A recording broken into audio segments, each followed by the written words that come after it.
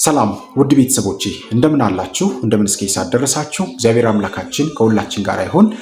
እስቲ ሁላችሁም ይህንን ቪዲዮ በጥሞና በተረጋጋ መንፈስ ሆናችሁ አዳምጡ። ብዙ ነገር የምታገኙበት ብዙ ቁም ነገር አዘል መልእክቶች ያሉበት ቪዲዮ ነው። ሁላችሁም በተረጋጋ መንፈስ አዳምጡ። ካዳመጣችሁ በኋላ የራሳችሁን ሐሳብ የሚሰማችሁን ስሜት እንድትጽፉ ፈልጋለሁኝ። በቀጥታ ወደ ቪዲዮ እንሄዳለን ማለት ነው። ወዶ ፈቅዶ ኃጢአትን ማድረግና እየተናደደ እየተሳቀቀ ሳይፈልግ እየተበሳጨ ኃጢአትን ማድረግ የተለያየ ነው። በሰው አትፍረዱ የሚባልበት አንዱ ምክንያት ይሄ ነው። ያ ሰው ያን ኃጢአት ሲሰራ ስንት ጊዜ ጸልዮ ስንት ጊዜ ተፈትኖ ስንት ጊዜ ላለማድረግ ወጥቶ ወርዶ እንደተፈተነና እንደወደቀ እግዚአብሔር ብቻ ነው የሚያውቅ። ዝርዝሩን አናውቅም፣ ስንት ጊዜ ወጥቶ ወርዶ እንደሆነ እና መታገል ነው መታገል። መንግስተ ሰማያትን ግፈኞች ይናጠቋታል እኮ የተባለው ለዚህ ነው። ግፈኞች ይናጠቋታል፣ የሚጋደሉ ማለት ነው። መንግስተ ሰማያት ለሰነፎች ለእንቅልፋሞች እንዲህ ላለ የተዘጋጀች አይደለችም።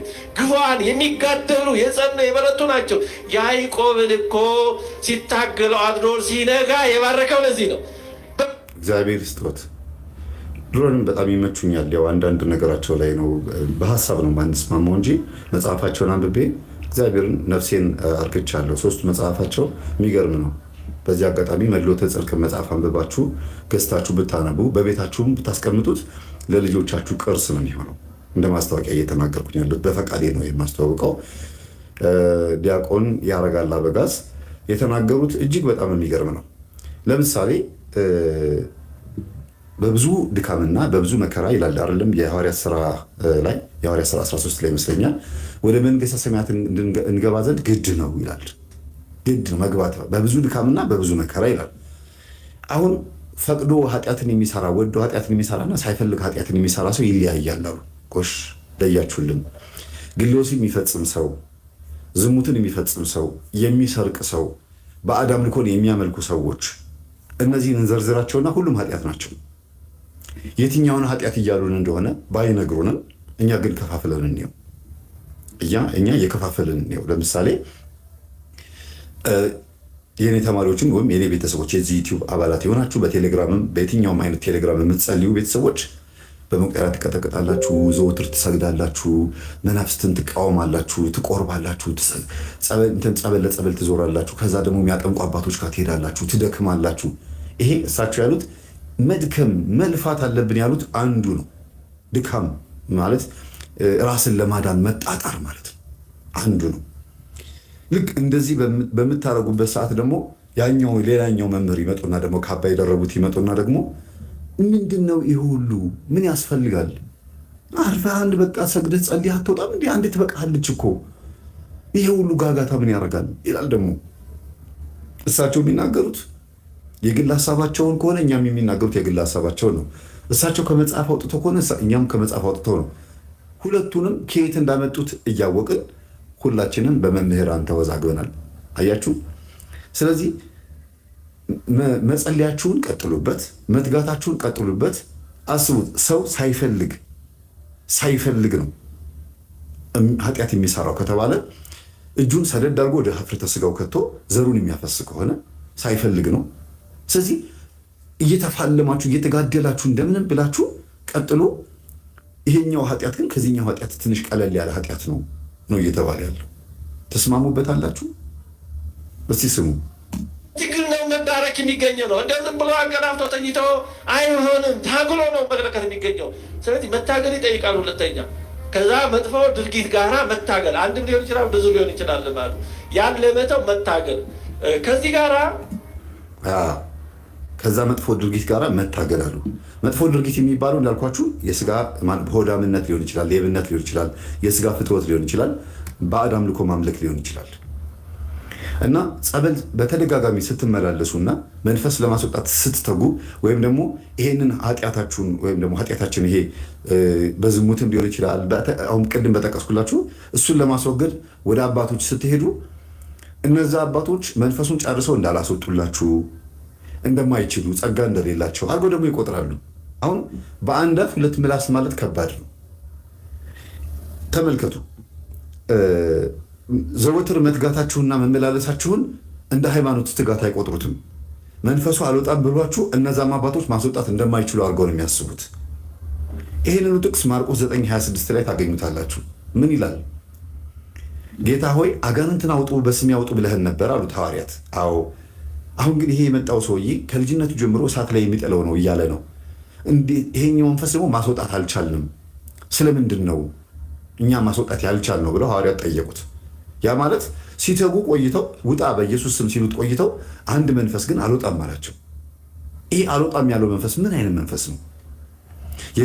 የኢየሱስን ስም የሚገዳደር መንፈስ የፈለገ ቢሆንም የስሙ ኃይል እንዴት አልሰራም ሲባል ሰዎች የሚያጠምቁትም አባት ሊሆን ይችላሉ፣ የሚጠመቀውም ሰው ትጋት ይጠይቃል። ልክ አሁን እሳቸው እንደተናገሩት ልፋት ይጠይቃል፣ ትጋት ይጠይቃል፣ ዘወትር ይጠይቃል። የትኛው አይነት መንፈስ ነው ትጋት የሚጠይቀው ሲባል 4 አይነት መንፈስ ወደ ሰውነታችን ይገባል። አንደኛ ዛር ከእናት ከአባት ማህፀን አብሮ የሚመጣው መንፈስ ነው። ሁለተኛ ደግሞ ከተወለድን በኋላ የሚገባብን የቡዳ መንፈስ፣ የልክፍት መንፈስ፣ የመስተፋቅር መንፈስ ነው።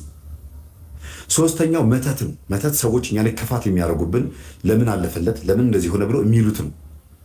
እነዚህ 3ቱ ሳንፈልግ የሚገቡ ናቸው። 3ቱ ዛርም ቡዳም መተትም እኛ ሳናቀው የሚገባብን የሚላከብን ነው። 4ተኛው ግን እኛው ወደን ፈቅደን የምናስገባው በዝሙት በውሸት ባለማስቀደስ ዘወትር ቤተክርስቲያን ባለመሄድ ወንጌል ባለመማር ሰነፍ በመሆን ታካች በመሆን ወይም ደግሞ ኃጢአት የሚበዛበት ስፍራ ላይ በመዋል የሰበሰብናቸው መናፍስቶች ናቸው 4ተኛ ለኛ ውስጥ የሚገቡት። ይሄኛው አይነት መንፈስ ነው ጾም፣ ጸሎት፣ ስግደት የሚያስፈልገው።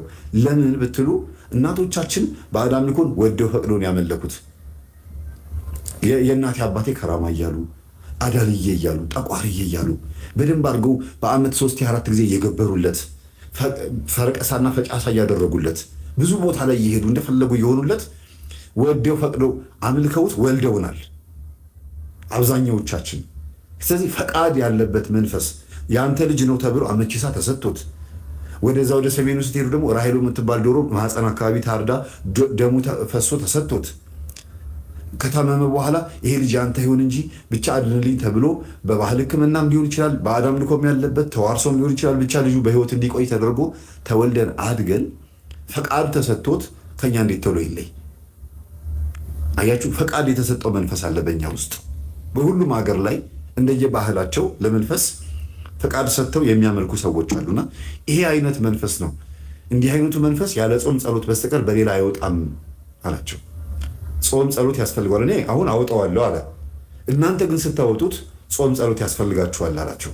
እሱ አምላክ ስለሆነ አንተ ዲዳና ደንቆሮ መንፈስ ውጣ እልሃለሁ አለው። እንግዲህም ወይም ደግመህ እንዳትመለስበት ብሎ 3 ነገር ነው የተናገረው። ዲዳና ደንቆሮ መንፈስ ውጣ፣ ከዛ ደግሞ ደግመህ እንዳትመለስበት። ውጣ የምትለዋን ሀሳብ እዩ። ከወጣ በኋላ ደግሞ ደግመህ እንዳትመለስበት ተብሎ ይሸኛል፣ ወደ ሲኦል ይሸኛል። ይህ ውጣ የተባለው መንፈስ እንዳትመለስ ተብሎ ነው የወጣው። ስለዚህ ግዴታ እንደዛ መባል አለበት፣ ተመልሶ የሚመጣ መንፈስ ስላለ። ይህን ማቴዎስ ወንጌል ምዕራፍ 12 ቁጥር 41 ላይ ታገኙታላችሁ። አንድ መንፈስ ከሰው ከወጣ በኋላ ተመልሶ ይመጣል። ሲመጣ ግን አሁንም ኃጢአት እየሰራችሁ ካገኛችሁ መጀመሪያ ከነበረበት አስተሳሰቡ የተሻለ መጀመሪያ ከነበረበት ኃይልና ጉልበት የተሻለ 8 ሌላ 7 አጋንንት ይዞ ይመጣና እሱ 8ኛ ሆኖ ይገባበታል። ለዚህ ሰው ከመጀመሪያው ላይ ሁለተኛው ይብስበታል ብሎ ደግሞ የሚመጣ መንፈስ መኖሩን ማቴዎስ 12 ላይ ጠቅሷል። 41 ላይ ማርቆስ 9:26 ላይ ደግሞ ሲያስወጣው እንግዲህም እንዳትመለስበት ብሎ ነው ያስወጣው። ጌታ ነው ካስወጣ አስወጣ ነው። ሲኦል ከሸኘ ሸኘ ነው። ለምን እንዳትመለስበት? በጣም አሪፍ ነገር የተናገሩት። ድካም ያስፈልጋል። በጣም የሚገርም ነገር የተናገሩት። ስሙ ከዚህ ቀጥሎ የሚናገሩት እንግዲህ ያን መጥፎ ድርጊት ለመተው ሰው ሲታገል በአንድ ጊዜ አይሳካም። ቅድም እንዳነሳሁት በዚህ ጊዜ ተስፋ መቁረጥ አያስፈልግም። አይ ያኔ ሞክሬ ነበር ግን አልሆነልኝም፣ ዋጋ የለኝም፣ ስለዚህ ወደዛ ልመለስ ማለት አይገባም። ያንን ነገር ስለዚህ ነገር ለመተው ሞክሬ ሳይሆን ድርጊት ለመተው ሰው ሲታገል በአንድ ጊዜ አይሳካም። ቅድም እንዳነሳሁት በዚህ ጊዜ ተስፋ መቁረጥ አያስፈልግም። አይ ያኔ መጥፎ ነገር ለመተው ሞክሬ ነበር ግን አልሆነልኝም፣ ዋጋ የለኝም፣ ስለዚህ ወደዛ ልመለስ ማለት አይገባም። ያንን ነገር እግዚአብሔር በቀላሉ ያላስወገደልን በአንድ ጊዜ ያላጠፋልን እንደው ለኃጢአታችን ማስታወሻ እንዲሆነን ቀኖና እንዲሆነን ክብርም እንዲሆነን ሊሆን ይችላል። አያችሁ፣ በጣም የምፈልጋትን ሀሳብ የተናገሩት አባታችን ወይም ወንድማችን ዲያቆን ያረጋል አበጋዝ ቃልዮት ያሰማልን። በቅርበት የሚያውቋቸው ሰዎች ሲነግሩኝ ስለ ትህትናቸው ነግረውኛል እና በእውነት በጣም ትሁት እንደሆኑ ሰምቻለሁ። ደስ ይላል። እኔም ደግሞ ያን ትህትናቸውን አክብሬ ነው መልስ እየመለስኩ ያለሁት። ስለምስማማበት ንግግራቸውን ማልስማማበት ላይ ብዙ ጊዜ መናገሩን ትቻለሁ። ኔጌቲቭ የሆኑ ሀሳቦችን እያመጣሁኝ መፋለሙን ትችዋለሁ። ጥሩ የሆኑ ሀሳቦች ላይ ነው ማተኩረው። ዘመኑ ዋጁ ላይ ምን ያህል ስለ መናፍስት ማጥናትና ማወቅ እንዳለብን የተናገሩትን እሳቸው የተናገሩትን እንዴት እንዳወጣሁት ቪዲዮን አይታችኋል። ሼር አደርግላችኋለሁ ሊንኩ ላይ። አሁን እዚህ ጋር ሰምታችኋል አይደለም?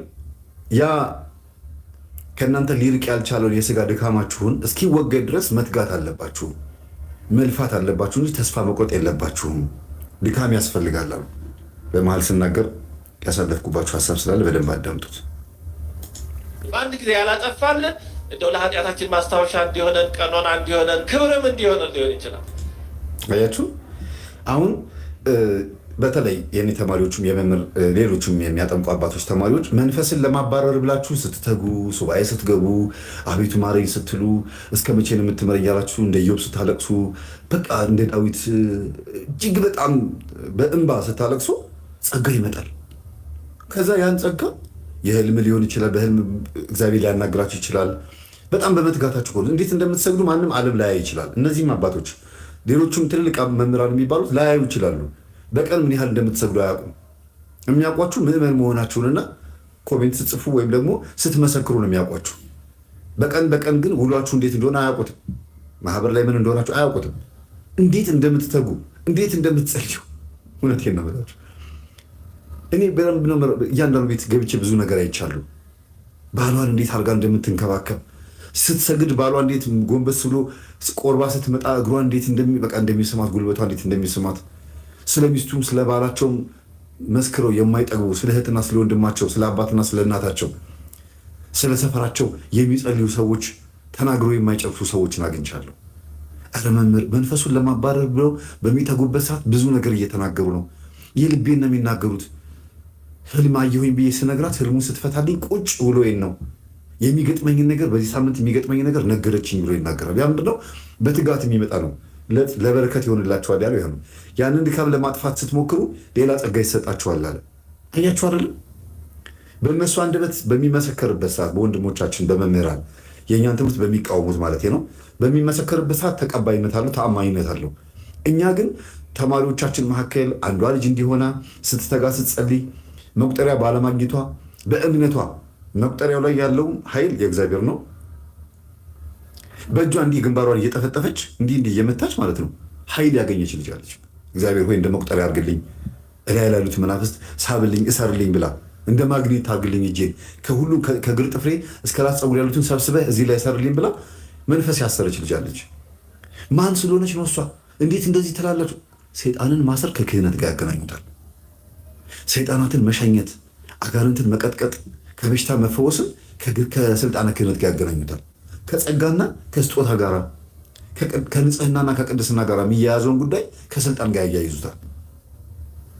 ከጾታ ጋር ያያይዙታል። እንዴት ሴት ልጅ አጋንንትን አወጣለሁ ትላለች? እንዴት አጋንንትን ሴት ልጅ ትሸኛለች? ወይም ደግሞ እንዴት ሴት ልጅ አጋንንትን ያስኩ ትላለች? የሚገርማችሁ በጣም የሚገርም በጣም ማለት መረን የሆነ አካሄድ እየሄዱ እንደሆነ ተደርጎ ይታሰባል። ይህ ምንድነው? ትምህርትን ጠንቅቆ በደንብ አድርጎ አለማወቅና ቆም ብሎ አለመመርመር። ይሄንንም ጉዳይ እኛ የምናስተምረው ጉዳይ በደንብ አድርጎ አለማዳመጥም ንቀትም ጭምር ነው። እኛ የምናስተምረው ትምህርት እናቆት ማለት ሲናገሩ ለህፀን ተሳን ተገኝባ ያላልነውን ይላሉ። ለምሳሌ በቁርአን ላይ ክርስቲያኖች ስላሴ የሚሉት አላህን ወይም እግዚአብሔርን ኢሳ አልመሲህንና መርየምን ነው ይላል ቁርአናቸው ላይ። እኛ ግን ብለናል ማርያምን ከስላሴ አንዷ ናት ብለናል አላልንም። ሳንለው ብለዋል ይላሉ። ስንጠይቃቸው መልሱን አይመልሱ። ልክ እንደዚህ ሁሉ መምህራኖቻችን ራሱ እኛ ውስጥ የምናስተምረውን አስተምሮ በራሳቸው አተረጓጎም ተርጉሞት ያላልነውን ብላችኋል ይላሉ። አልሸሹም ዞር ላሉ ታጥቦ ጭቃ አድሮ ቃሪያ ከርሞ ጥጃ የሚባለው ይሄ ነው። ውስጥ ሆነን አንተዋወቅም። ሚዲያው ነፃ ነው፣ ከፍቶ ማዳመጥ ይቻላል። ትራንስፖርት አያስፈልግ። ባትሪ ቻርጅ ማድረግ ነው፣ ዋይፋይ መክፈት ብቻ ነው የሚያስፈልገው። ምንም ዋጋ አያስከፍል። በጣም የሚገርማችሁ በጣም የሚገርም ነው። ስለዚህ ዋጋ ያሰጣል። አዎ መናፍስትን ለማባረር ብላችሁም ይሆን እግዚአብሔርን ለማምለክ ብላችሁ በምትሰግዱበት ሰዓት ስጋችሁ እየተገራ ከሱስ እየጸዳ ከመጥፎ አመለካከት እየተላቀቀ ይመጣል። ንጥር ብላችሁ ጽድት ማለታችሁ የማይቀር ነው። እናንተ ለጊዜው ጨጓራው፣ ኩላሊቱ፣ የአካላችሁ የተለያየ ቅርጽ መያዝ ወይም ከችግሮቻችሁ አለመላቀቅ ታይቷችሁ ትተጋላችሁ። እግዚአብሔር በጎን በኩል ሰዎችን ስትመክሩ ወደ ቃሉ ያመጣላቸዋል። ለሰው ስታስቡ በረከት በበረከት ይሆናሉ። ለራሳችሁ ለራሴ መሆን አልቻልኩም፣ ለሰው ለምንድን ነው በጣም ውጤታማ መሆኑ አትሉ? ብዙ ጊዜ አላጋጠማችሁ? እግዚአብሔር እኮ ነው ይሄን የሚያደርገው። የአንተን በሽታ ያዝ ያደረገውና በዛ እንድትተጋ ያደርግና በዙሪያ ያሉትን ሰዎች ደግሞ እንድታክም ያደርግሃል። ለምን? በሽታውን ቶሎ ካስወገደልህ ሰው ማትመክረው ቶሎ ብለህ ወደ ጉዳይ ነው የምትሄደው። እንደገና ኃጢአት ውስጥ ትዘፈቃለህ። ስለዚህ መትጊያ ነው የሰጠህ። ቅዱስ ጳውሎስ ይሄን ነው ሁለተኛ ቆሮንቶስ ላይ የተናገረው ይሄን ነው። እንዳልታበይ ለስጋዬ መውጊያ የሚሆን ሰይጣን ተሰጠኝ፣ ከእግዚአብሔር ተሰጠኝ ይላል። ሰይጣን በግራ ጎኔ በኩል የሚወጋ ሰይጣን ተሰጠኝ ይላል አለ። ብዙዎችን ባለጸጎች እናደርጋለን፣ እኛ ግን ድሆች ነን አለ። ድሆች ነን የሚለው በብዙ ይተረጎማል። ሳንፈልግ ነው ድሆች የሆነው ማለቱ ነው። መጀመሪያው ሳይፈልግ ነው ድሃ የሆነው፣ ፈልጎ አይደለም። ወይም ደግሞ ፈልጎ ነው ድሃ የሆነው። ያ ማለት ነው ስለ ክርስቶስ ብሎ። ማንም ሰው በዚህ ምድር ላይ ሀብታም መሆን ይፈልጋል። የትኛው ሀብት? የገንዘብ ሀብት። ከሌለ የለም። ግን መጀመሪያ መንፈሳዊ ጸጋ ወይም መንፈሳዊ ሀብት እንዲኖረን ከተመኘ ስለ ገንዘብ ምንም አይነት ግድ የለንም ማለት ነው። ምንም አይመለከተንም። እና ቤተክርስቲያን ተናገረች ስንል እንዴት ነው የተናገረችው? በየትኛው መምህር አንደበት ተናገረች? ግራ ገብቶናል። በእኔ አንደበት ነው ልክ አይደለም እያሉ በኮሜንትም በዩቲዩብም በምንም የሚያጣድፉን አሉ። በመምህራችን በኩል ነው። በመምህራችን በኩል ከሆነ ታዲያ ተማሪዎቻችን ጸበል ለጸበል ሲሄዱ፣ ሱባኤ ሲይዙ፣ ጸበል ነው ቢያጠምቁ አባቶች ጋር ሲሄዱ ሲተጉ፣ ራሳቸውን ለማዳን ሲፍጨረጨሩ፣ እናታቸው ምን እንደምታመልክ እያወቁ አባታቸውም እንደሚያመልክ ከምን አይነት ቤተሰብ እንደወጡ እያወቁ ሲተጉ፣ እናንተ እኛ እናውቅላቸዋለን፣ እንደዚህ አትድከሙ፣ ድናችኋል፣ ልክ እንደ መናፍቃን በጸጋው ድናችኋል አይነት ነገር ትናገሯቸዋላችሁ። በተዘዋዋሪ ደግሞ ለእናንተ በሚመች በኩል አድርጋችሁ ደግሞ አስረስታችሁ ያንን እንዲህ ደግሞ ምን ትላላችሁ? ብዙ መድከም ብዙ መትከት አለባችሁ። ኃጢአቱም ስጋ በሽታው ወይም መንፈሱም አልወጣም ካላችሁ በረከት እንድታገኙበት ነው ብላችሁ ከነ መንፈሱ አንድ ሰው እንዲቀመጥ ወይም ከነ በሽታው እንዲቀመጥ እስከ መፍቀድ የሚመስል ነገር ትናገራላችሁ። ኤችአይቪ አለብኝ ብሎ የሚያጠምቁ አባቶች ጋር ሲሄድ አንድ ልጅ የእነንትና ማህበር አባል እና እድሜ ልክን 2 ዓመት 3 ዓመት ተተጋለነ እንትና ጋር እየሄድክ አልዳንክም። ምክንያቱም አካሄዱ ትክክል ስላልሆነ ነው አሉ። የሚገርማችሁ ይሄ ልጅ ግን እየተጋ እየሄደ በጣም ብዙ ቤተሰቦቹን አስቆርቧል። እሱ ከበሽታው ሳይድን እስቲ ና ቁጭ በላለውና ቁጭ አለውና ና እስቲ እንቁጠር።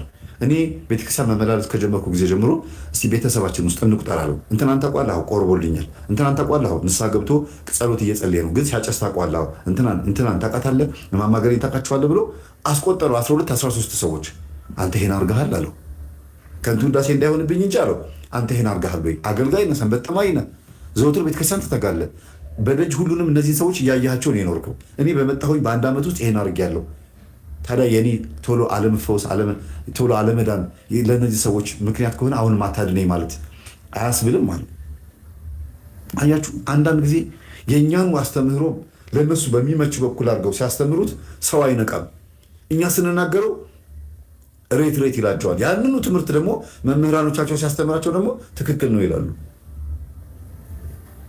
ዲያቆናት ችግር እንዳለባቸው፣ ሰንበት ተማሪዎች ቤተክርስቲያን ውስጥ ደብተራ እንዳለ፣ ተሐድሶች እንደገቡ ብትናገን ስናስተምር ይሄ ቤተክርስቲያን እንትን እንዳለች ለማስመሰል የምታደርጉት ነገር አቁሙ ምናምን ይላሉ። ወንድማችን ዲያቆን ዘማርያም 25 ደቂቃ በቲክቶክ በዩቲዩብ የለቀቀውን ብታዩት አመጣላችኋለሁ ሌላ ጊዜ። በጣም የሚገርም ማለት እኔ አልጠበቅኩም በዛ ልክ።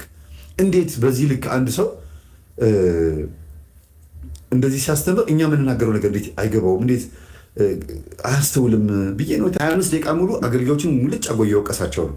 በዛ ቦታ ላይ ራሴን ሳልኩትና ቲክቶክ ላይ ገብቼ እንደዚህ አድርጌ ሙልጭ አድርጌ ብናገር ኖሮ በቃ እንዴት ምን አይነት ስድብ እንደሚወርድብኝ፣ ምን አይነት ውርጅ፣ በቃ ይሄ ምን ያህል መርጦ አልቃሽ እንደሆነ ህዝቡ መርጦ አልቃሽ ነው። መርጦ አልቃሽ በቃ ማለት ዶግማውን፣ ቀኖናውን፣ ትውፊቱን ስላወቁ መናፍቃንን ለመመለስ ስለተከራከሩ እነሱ እዛ ቦታ ላይ ያሉበት ቦታ ላይ ራሳቸውን የሰቀሉበት ቦታ አለ። በከንቱ ውዳሴ የሚሆን በትዕቢት በአዋቂነት የሚሆን በምንም በሊቅነት ብቻ በምንም የሆነ ቦታ ላይ ራሳቸውን ሰቅለዋል። ወቃሽ ሆነዋል። ተደማጭነትን ስላገኙ ወቃሽ ናቸው። ልክ እሱ ቦታ ላይ ደግሞ እኛ ክፍተት አይተን ይሄ ነገር መሆን የለበትም ብለን ስለተናገር ነው ስለ ባዕድ አምልኮ። በነገራችን ላይ ደብተራ ማለት ባዕድ አምላኪ ማለት ነው፣ ትርጉሙ አይደለም። በአሁኑ ሰዓት ማንነቱን ነው የምነግራችሁ። በትክክል ስሙን የሚኖር የለም። ቲክቶክም፣ ቴሌግራምም፣ ዩቲዩብም የትኛውም ፌስቡክ ማህበራዊ ሚዲያ ብትገቡ ደብተራና መሪጌታ የሚለውን ስም አንድም ወንጌል በሚያስተምር ሰው ስም ሰምታችሁ ታውቃላችሁ? የለም። ምናልባት የተከሳና ወደ ምረት ላይ ደብተራ ገሌ ተብሎ የሚጠራ ሰው የለም። ስሙን ስለሚያፍሩበት ከሆነ ደብተራ ገሌ ተብሎ መጠራት የማይፈልጉት እንጂ እነሱ ያላከበሩት ማን ያክብረው? ስርማሽ ቅጠል በጣሹ የባህል መድኃኒት ነኝ ብሎ ብትገቡ ግን እንዳለ ሙሉ በሙሉ ደብተራ ወይም ደግሞ መሪጌታ ብላችሁ ብትገቡ ቴሌግራም ላይ የባህል ሕክምና የባህል ሕክምና የባህል ሕክምና የባህል ሕክምና ነው እንጂ ወንጌል የሚል አታገኙም። እንዲህ ብለን ስናስተምር በቃ ሙልጫ ጎር የሚሰሩ እነዛኞቹ አሁን ወንድማችን በሚያስተምረው ደግሞ ስትሄዱ ደግሞ እሱ ከበሮ ስለሚመቱት ስለሚቀድሱት ስለ ሰንበት ተማሪዎች ሰርጸው ስለገቡት መናፍቃን ምናምን ሙልጫ ጎር ነው እየተናገረ ያለው። አንድም ሰው በመጥፎ ነገር የተናገረው የለም። ይገርማል። መርጦ አልቃሽ። እሺ አባታችን ወንድማችን ዲያቆን ያረጋል አበጋዝ የተናገሩት በጣም ደስ የሚል ነገር ነው። ዋጋ የምታገኙበት ነው። በምትተጉት ትጋት ውስጥ እግዚአብሔር ቶሎ ያላዳናችሁና እንዲቀመጥ የፈቀደው ለጸጋ ነው አለ። እውነት ነው፣ ለጸጋ ነው። እመቤቴን ያዩዋሉ፣ መላእክትን ያዩዋሉ ስንል እንዴት ማን ስለሆናችሁ ነው እናንተ የእንትና ልጆች ምናምን ያሳዝናል። ሰው እየጸለየ እየተጋ ውዳሴ ማርያም እየጸለየ እያለቀሰ እመቤቴ ስዕል ፊት ተንበርክኮ እያለቀሰ እመቤቴን አየኋት ካላለ የት ሄዶ እያት? ይሄ ቦታ የጸሎት ቦታ ስለተተጋ ራሱን ለማሸነፍ ብዙ ስለለፋ ጠንቋይና የጠንቋይ ልጅ ከተባለ ታዲያ ጤነኛው ማን ነው?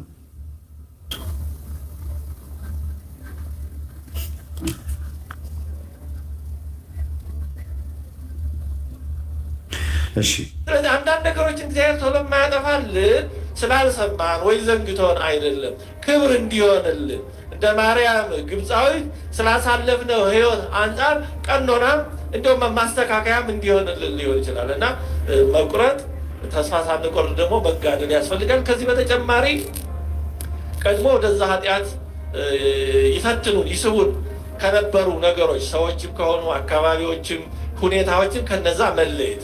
እኛ ደካሞች ነን። የሆነ ነገር ለክፉም ለበጎም ሊቀሰቅሰን ይችላል። እፍ እሳት ያነዳል፣ እፍ እሳት ያጠፋል እንደሚባለው።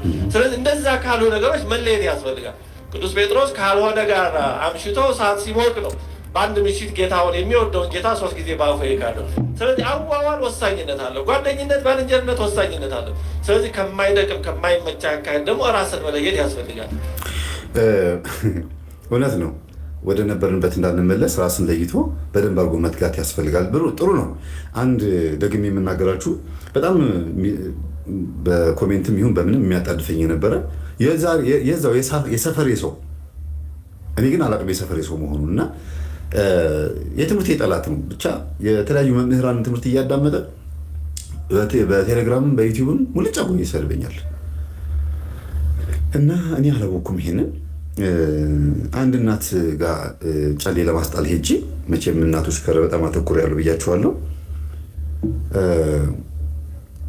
ሄጂ ለካ ጎረቤታቸው ነው እና እኚህ እናት ቅዱስ ቁርባን ለማስቆረብ ጨሌው ለማስጣል እሳቸው ቤት ስመላለስ አየና ማነህ ወንድሜ አውቃለሁ ልበል ሚዲያ ላይ ማለት በደንብ ያውቀኛል እኮ ታውቀኛለህ አልኩት እና ትምህርቶች 1-5 ትምህርቶችን ለመስማት ሞክሬያለሁ አለኝ። እሺ ታዲያ አታውቀኝም? ስሜን ጠፍቶ ሆኖ ማነህ ወንድሜ ያልከኝ አልኩት። እሺ መምህር ተስፋዬ እንድትባል ፈልገህ ነው አለኝ። ነው አይደለም፣ ካዳመጥክ ምን ችግር አለው በስሜ ብጠራኝ? ተቃዋሚ መሆንህን ለምን በቃላት ለመግለጽ ትሞክራለህ? ቀላል እኮ ነው። ትምህርቱን አዳምጫለሁ። ሰላም ነው ወይ? እንደ ክርስቲያን ሰላም ብለኸኝ ሰላም ነው ወይ? እንዴት ነህ? እግዚአብሔር ይመስገን። ትምህርትን አዳምጫለሁ። እንዲህ አይነት ግን ጥያቄ አለኝ ብትል ምን ችግር አለው? ቀና የሆነ ነገር እንዳትናገሩ የሚከለክላችሁ ምንድን ነው?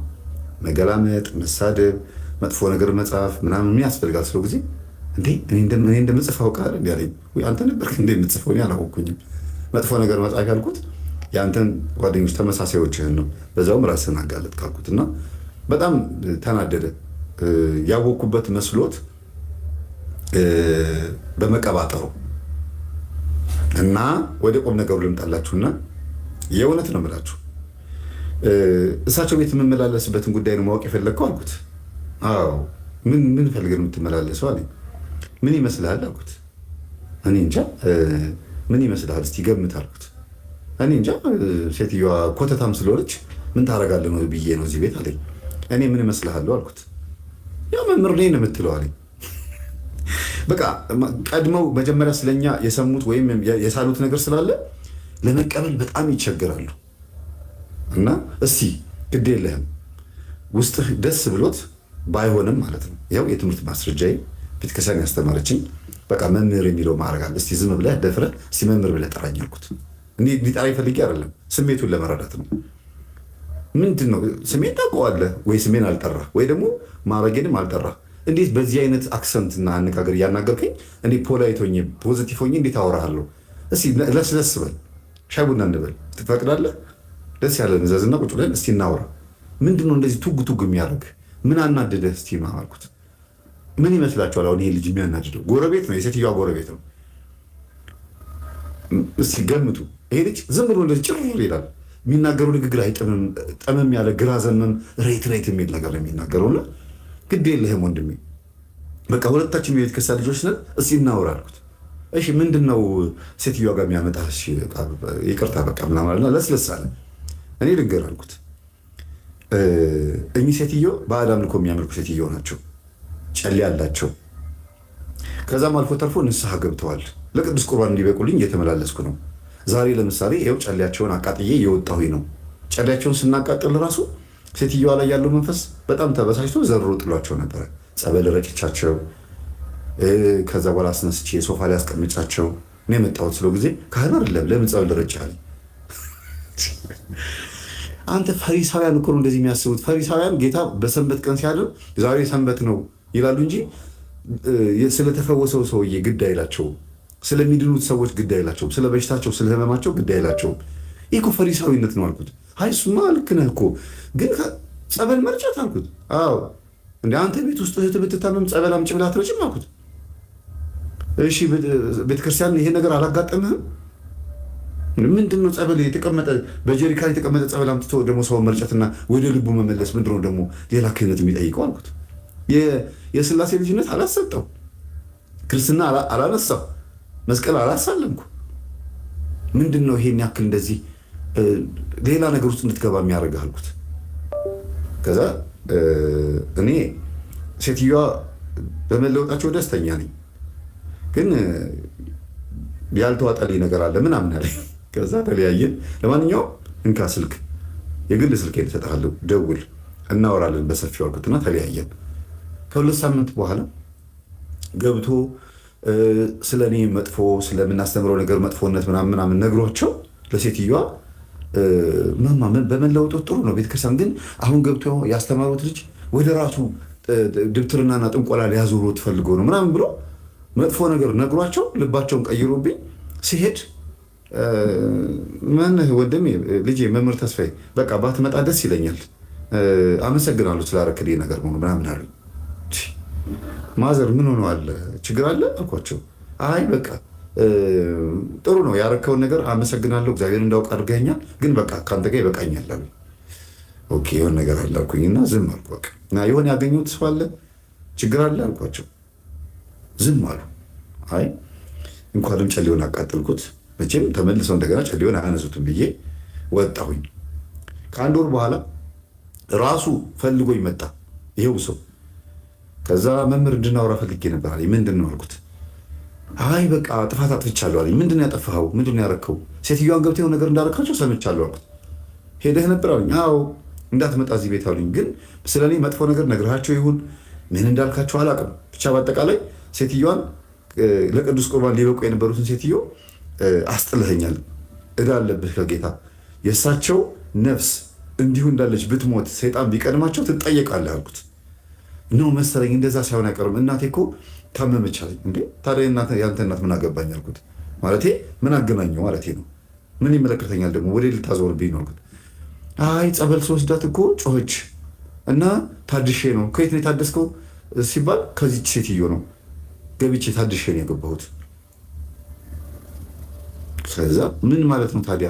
እንዴት ነው ይልኩ ነበር ማለት ነው? ጊዜ ወደ ነበሩበት ባዕድ አምልኳቸው ተመልሰው ነው መሰለኝ። ከዚህ በፊት የዛሬ 3 ዓመት ምናምን ትንሽ ጸብ ነበረ።